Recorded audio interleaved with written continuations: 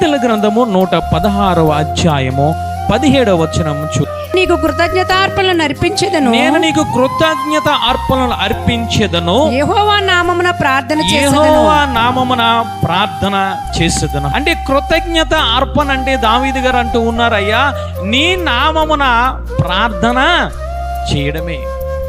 ఈరోజు మనము ప్రార్థన చేస్తూ ఉన్నామా? ఈరోజు కృతజ్ఞత భావం అంటే ఏదో నువ్వు భోజనాలు అనుకుంటూ ఉన్నావు, లేదా ఏదో డ్రింకులు అనుకుంటూ ఉన్నావు, పలహారం అనుకుంటూ ఉన్నావు.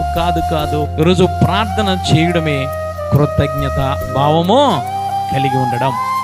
ఏ విధముగా ప్రార్థన చేయాలయ్యా అనంటే 13వ వచనములో ఆయన స్పష్టంగా మాట్లాడుతున్నారు. రక్షణ పాత్రను చేతబుచ్చుకొని యెహోవా నామమున ప్రార్థన చేసేదను. నీ చేతిలో ఏమి ఉండాలి? పలహారం కాదు, నీ చేతిలో ఏదో బకెట్ బిర్యానీ కాదు, నీ చేతిలో మటన్ కర్రీ కాదు.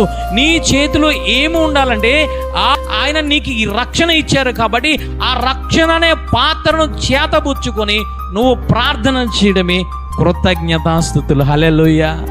ఈరోజు మనం చేస్తూ ఉన్నామా? ప్రార్థన చేస్తూ ఉన్నాం. ఆ ప్రార్థనలో కూడా ఆ శాస్త్రీయ పరిచయుడిలాగా ఎదట వారిని నిందిస్తూ ఉన్నాం, ఎదట వారిని దూషిస్తూ ఉన్నాం, ఎదట వారిని కించపరిచే ప్రార్థనలు మనము చేస్తూ ఉన్నాం. అది కాదు తల్లి. ప్రార్థన అంటే ఏమిటంటే నువ్వు దేవునికి కృతజ్ఞతాస్తుతులు చెల్లించడం. హల్లెలూయా. ఎవరయ్యా మాట్లాడుతున్నారు? దావీదు మహారాజు మాట్లాడుతున్నాడు, అయ్యా నేను నీకు ప్రార్థన చేస్తూ ఉన్నాను, నీకు ప్రార్థన చేయడమే కృతజ్ఞతాస్తుతులయ్యా. ఏ విధంగా ప్రార్థన చేయాలి? నువ్వు నన్ను రక్షించావు కదా, ఆ ప్రాణము ఆ యొక్క సౌలు మహారాజు నుంచి నన్ను రక్షించావయ్యా. అంతేకాదు ఇదిగో నన్ను రక్షించి నువ్వు కాపాడావు. అంతేకాదు నా రక్షణ వస్త్రమును నువ్వు నాకు ఇచ్చావు కాబట్టి ఆ రక్షణ వస్త్రమును ఈ శ్రమలలో, ఈ యొక్క కష్టములలో, ఈ నిందలలో, ఈ యొక్క అడవిలో నేను పాడు చేసుకోలేదు ప్రభువా. ఇదిగో నువ్వు రక్షణ వస్త్రమును చేతబుచ్చుకొని ఆ రక్షణ వస్త్రము ద్వారా నేను ప్రార్థన చేయడమే కృతజ్ఞతాస్తుతులని ఆయన మాట్లాడుతూ ఉన్నాడు. హల్లెలూయా.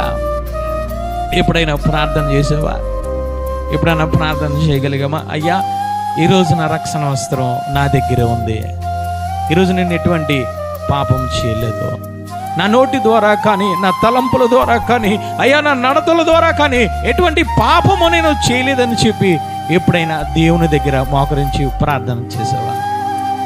కృతజ్ఞత కూటమని పెట్టించుకుంటూ ఉన్నాం. అయిపోయిన మరుక్షణము ప్రార్థనను మర్చిపోతూ ఉన్నాం, అయిపోయిన మరుక్షణము దేవుని చేస్తున్న కార్యాలు మర్చిపోతూ ఉన్నాం.